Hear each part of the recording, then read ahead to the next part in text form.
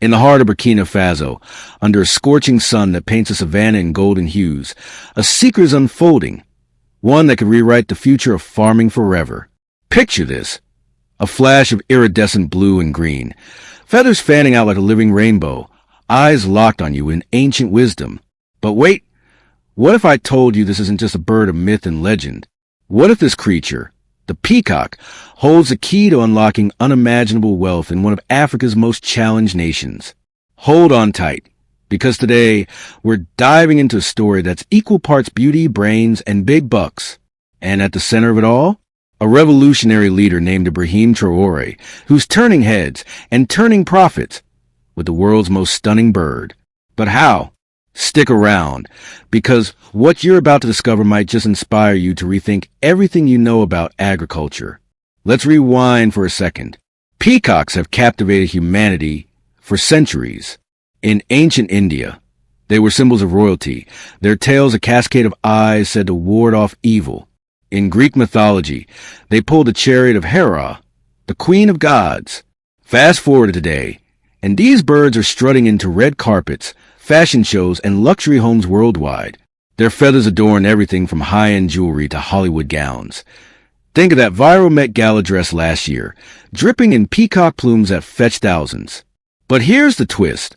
While the world obsesses over their glamour, few realize peacocks are more than pretty faces. They're a gold mine waiting to be tapped, especially in places like Burkina Faso, where traditional farming struggles against drought, poverty, and outdated methods. Enter Ibrahim Traoré, the young, firebrand president who's not just talking change, he's living it. If you haven't heard of him yet, you're in for a treat. Traoré burst onto the scene in 2022, ousting a regime mired in corruption and insecurity. But he's no ordinary politician. He's a visionary with dirt under his nails. Born in a rural village, he knows the grind of African agriculture firsthand. The backbreaking labor, the unpredictable rains, the slim margins that leave families hungry.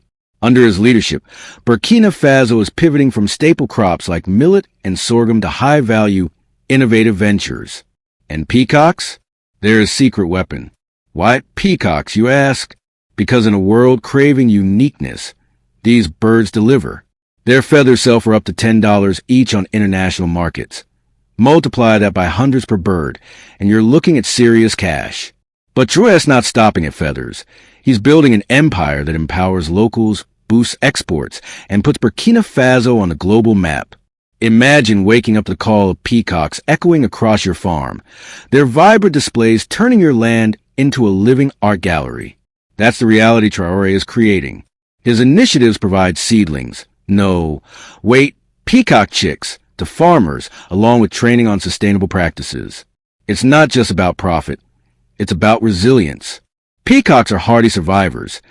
They thrive in arid climates, eat pests that plague crops, and require less water than cattle or chickens. In a country where climate change hits hard, this is game-changing. Traoré's vision? Turn Burkina Faso into Africa's peacock powerhouse, exporting to Europe, Asia, and beyond. Already, whispers from Ouagadougou markets tell of farmers doubling their incomes, villages buzzing with new jobs, and a ripple effect that's lifting entire communities. But here's where the suspense builds. Is this too good to be true? Can a bird famous for vanity really sustain an economy? We've seen farming fads flop before. Remember the quinoa craze that left Bolivian farmers in the dust? Traoré's betting big, but he's got a plan that's as strategic as it is stunning. In the coming parts, we'll peel back the layers, the nitty-gritty techniques that make peacock farming foolproof, the business model that's raking in profits, and the real-world impact that's changing lives. You'll hear from experts, see the stats, and maybe even get tips to start your own flock. Because if a landlocked nation like Burkina Faso can turn feathers into fortune, what's stopping you? Stay tuned, because this isn't just a story about birds. It's about boldness, beauty, and breaking barriers. Ibrahim Traoré isn't waiting for the world to change. He's fanning out his own tale and showing us how. By the end of this video, you might just be hooked on the peacock revolution. What's the first secret to their success? We'll reveal it next. Don't click away. You won't want to miss this. All right, you're hooked on the peacock revolution, and now it's time to get your hands dirty. Well, metaphorically, unless you're ready to chase some feathered divas across a farm. Welcome to part 2 of our journey into how Ibrahim Traoré is making bank with the world's most stunning bird in Burkina Faso. We tease the brilliance of his vision, turning vibrant feathers into a cash machine. But how exactly do you raise these dazzling creatures to thrive in a challenging environment? Buckle up, because we're diving into the nuts and bolts of peacock farming techniques, Traoré style. This is your grandma's chicken coop. It's a masterclass in blending beauty, brains, and practicality to create a sustainable, profitable venture. Let's strut right in. First, let's talk about why peacocks are a farmer's dream, especially in a place like Burkina Faso, where the sun scorches the earth and resources can be scarce. Peacocks, specifically the Indian blue peafowl, are tough as nails. They laugh in the face of drought, needing far less water than cattle or even goats. Their diet? A smorgasbord of grains, insects, and even the occasional snake. Yep, these birds are pest control superheroes, protecting crops while they strut. But don't let their low-maintenance vibe fool you. Raising them for profit requires precision, and Traoré's approach is a blueprint for success. His farmers aren't just tossing birds in a field and hoping for the best. They're following a system that's as strategic as a chess game. Step 1. Housing. Peacocks aren't your average barnyard buddies. They need space to flaunt their 5-foot-long tails without knocking over furniture or each other. Traoré has farms using enclosures of at least 80 to 100 square feet per bird, built with sturdy fencing to keep out predators like jackals or stray dogs, which are common in Burkina Faso's rural areas. These pens are designed with the local climate in mind. Shaded roofs made from local wood or metal to shield peacocks from the blistering midday heat, which can hit 100 degrees Fahrenheit. At night, elevated perches mimic their natural instinct to roost in trees, keeping them safe and stress-free. Traoré's team has even experimented with recycled materials, like old tires for nesting bases, cutting costs without cutting corners. It's practical, sustainable, and oh so smart. Now let's talk food, because even divas need to eat. Peacocks aren't picky, but they need a balanced diet to keep those feathers shimmering for the global market. Traoré's farmers feed them a mix of affordable, locally sourced grains like millet and sorghum, spiked with protein-rich poultry pellets. Here's the kicker. Peacocks are natural foragers, gobbling up insects, worms, and even small rodents that plague crops. This makes them a double win, producing valuable feathers while acting as eco-friendly pest control. In Burkina Faso's rainy season, when bugs are plentiful, feeding costs drop, boosting profits. Traoré's initiative includes training on sourcing cheap, high-quality feed, ensuring farmers maximize margins without compromising bird health. Breeding is where the magic and the money really happens. Peacocks are seasonal show-offs, with males fanning their tails in a dazzling courtship dance from June to August, Burkina Faso's rainy season. Traoré's farmers time breeding to sync with this natural cycle, ensuring healthy chicks. A single PN lays 4 to 8 eggs per clutch, and with proper care, most hatch into sturdy pea chicks. Traoré's program provides incubators to small-scale farmers, boosting hatch rates in humid conditions. The focus is on quality, not quantity. Healthy birds mean more vibrant feathers, which fetch top dollar. A single male can produce 100 to 150 feathers annually during molting season, each selling for $5 to $10 on international markets. Do the math. One bird could bring in $500 a year, a fortune in a country where the average income is under $1,000. What makes Traoré's approach pop is how it's tailored to Burkina Faso's realities. He's not copying some Western farming manual. He's innovating for his people. His training programs teach farmers to monitor bird health for signs of stress or disease, like dull feathers or lethargy, using simple visual checks rather than expensive vet visits. He's also introduced mobile apps, yes, apps, to connect farmers with buyers, ensuring they get fair prices for feathers. This blend of tradition and tech is electrifying rural communities, turning first-time farmers into savvy entrepreneurs. But here's the suspense. Can this model scale without stumbling? Peacocks are hardy, but disease or mismanagement could clip their wings. And what about market risks? Will the demand for feathers hold steady?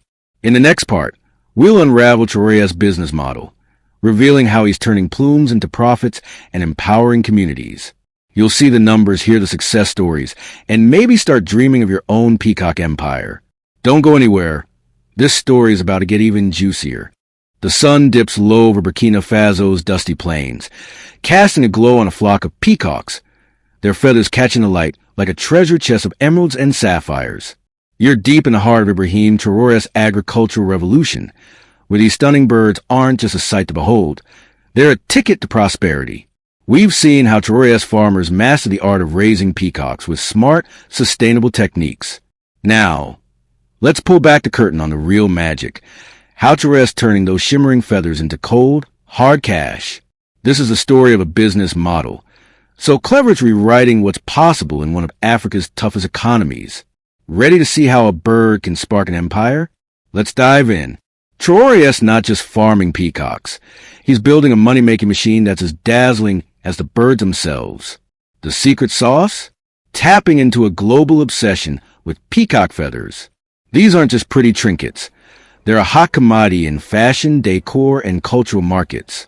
In the U.S., a single feather sells for $5 to $10, used in everything from wedding bouquets to designer hats. In India, they're sacred, woven into religious ceremonies. Europe's interior designers can't get enough for luxury home accents. Traoré saw this demand and pounced, positioning Burkina Faso as a feather supplier to the world. His farmers aren't scraping by. They're cashing in on a niche market with sky-high margins. Here's how it works. A mature male peacock sheds 100 to 150 feathers every year during molting season. At $7 per feather on average, that's up to $1,050 per bird. Compare that to traditional crops like millet, which might earn a farmer $200 a year per acre, and you see why this is a game changer. Traoré's model focuses on feathers, not meat or eggs, because the real money lies in those vibrant plumes. Unlike livestock, peacocks don't need costly slaughterhouses or cold storage, just a gentle pluck during molting, and the birds keep strutting. It's low risk, high reward, and perfectly suited to Burkina Faso's resource-scarce reality. But Traoré's genius isn't just spotting the market. It's scaling it without leaving anyone behind. He's rolled out a cooperative system that's pure brilliance. Farmers join community groups where they pool resources, share knowledge, and split startup costs. Traoré's government provides starter kits. Think peacock chicks, basic enclosures, and feed supplies to get them going. Training workshops, often led by local experts, teach farmers how to care for birds and harvest feathers without stress or waste. In 2024 alone, over 1,000 farmers across Burkina Faso joined these co-ops, with some reporting income boosts of 200%. That's not pocket change. That's life-changing money in a country where half the population lives on less than $2 a day. The hustle doesn't stop there. Traoré has connected the dots to global markets with a tech-savvy twist. His administration partnered with local startups to create a digital platform. Think of it as an Etsy for peacock feathers. Farmers upload their inventory, set prices, and connect directly with buyers in Paris, Mumbai, or New York. No middlemen skimming profits. In a village near Ouagadougou, a farmer named Amina told a local reporter she sold 500 feathers last month to a London boutique, earning enough to send her kids to school. Stories like hers are popping up everywhere, fueled by Traoré's vision of cutting out exploited brokers and empowering locals. Sustainability is baked into this model. Peacocks are eco-warriors, eating pests that destroy crops, reducing the need for chemical pesticides. Their low water needs make them ideal for Burkina Faso's arid climate, unlike thirsty crops or livestock. Traoré's co-ops also teach farmers to compost peacock droppings, turning waste into organic fertilizer for side crops like vegetables. It's a closed-loop system that maximizes profit while minimizing environmental strain. Plus, the government's invested in solar-powered storage units to keep feathers pristine during transport, ensuring they fetch top dollar. But let's keep it real. Every empire faces risks. What if feather demand dips? Fashion trends are fickle, and a bad season could hurt yields. Traoré is hedging his bets by diversifying. Some farmers are experimenting with peacock tourism. Think eco-lodges where visitors pay to see these birds strut. Others are exploring secondary markets, like selling peacock-themed crafts or even chicks to new farmers. Traore is also pushing for export deals with guaranteed minimum prices, shielding farmers from market swings. It's a chess move that shows he's not just dreaming big, he's planning smart. This isn't just about money. It's about rewriting Burkina Faso's story. Traore's model is creating jobs, especially for youth who might otherwise leave rural areas for uncertain futures in cities. Women, too, are front and center, with many co-ops led by female farmers. The ripple effect is real. Schools are getting built, markets are buzzing, and pride is soaring. But can this momentum last? Will Traore's gamble pay off for the long haul? Next, we'll zoom out to see the bigger impact, how this peacock boom is transforming lives and what it means for the future. Trust me, you'll want to hear how this story ends. The dusty trails of Burkina Faso hum with new energy. Peacocks strut across fields, their feathers glinting like promises of a brighter future. Ibrahim Traoré's vision has turned these stunning birds into a gold mine, blending smart farming with a savvy business model that's got the world talking. We've seen how his farmers raise peacocks for precision and sell their feathers for big profits. But this isn't just about money. It's about rewriting lives, communities, and an entire nation's destiny. Let's dive into the heart of this revolution. The impact of Traoré's peacock farming and the soaring possibilities it's unlocking for Burkina Faso's future. Ready for a story that'll leave you inspired? Here we go. This is bigger than feathers. It's a movement. Traoré's Peacock Initiative is breathing life into rural Burkina Faso, where poverty and unemployment once cast long shadows. In villages like Kédougou and Bobo Dioulasso, farmers who once scraped by on meager crop yields are now earning steady incomes. Take Suleiman, a 28-year-old from a small hamlet near Ouagadougou. Last year, he joined a Traoré-backed cooperative, received 10 peacock chicks, and learned how to care for them. Today, he's selling 1,500 feathers annually, pocketing over $10,000, enough to build a new home and send his siblings to school. Stories like his are multiplying, with over 2,000 farmers joining the peacock boom by mid-2025, creating a ripple effect of prosperity. Jobs are sprouting faster than weeds. Peacock farming isn't labor-intensive, but it's opening doors for everyone: youth, women, even former subsistence farmers. Traoré's cooperatives prioritize inclusivity, with women leading nearly half of them. In a country where gender gaps in agriculture are stark, this is huge. Amina, a mother of three, now runs a co-op in her village, training others to harvest feathers and negotiate with international buyers. Her group's success has funded a local clinic, proving that peacocks aren't just pretty, they're powerful. Youth, too, are staying put instead of migrating to cities, drawn by the promise of real income and pride in their work. In 2024, rural unemployment in peacock farming regions dropped by 15%, a stat that's turning heads. The economic wins are just the start. Peacocks are eco-champions, and Traoré's model leans hard into sustainability. These birds munch on pests like locusts and snakes, cutting farmers' reliance on chemical pesticides that harm soil and waterways. Their low water needs, compared to cattle or even chickens, make them perfect for Burkina Faso's parched landscapes, where climate change makes every drop precious. Farmers are also composting peacock droppings into fertilizer, boosting vegetable yields alongside feather sales. It's a win-win: healthier crops, cleaner fields, and extra income. Traoré's even piloting agroforestry projects, planting trees around peacock enclosures to provide shade and combat desertification. This isn't just farming. It's a blueprint for a greener future. Communities are feeling the love. Peacock co-ops are more than businesses. They're social glue. Farmers share tools, knowledge, and profits, fostering unity in places once fractured by poverty.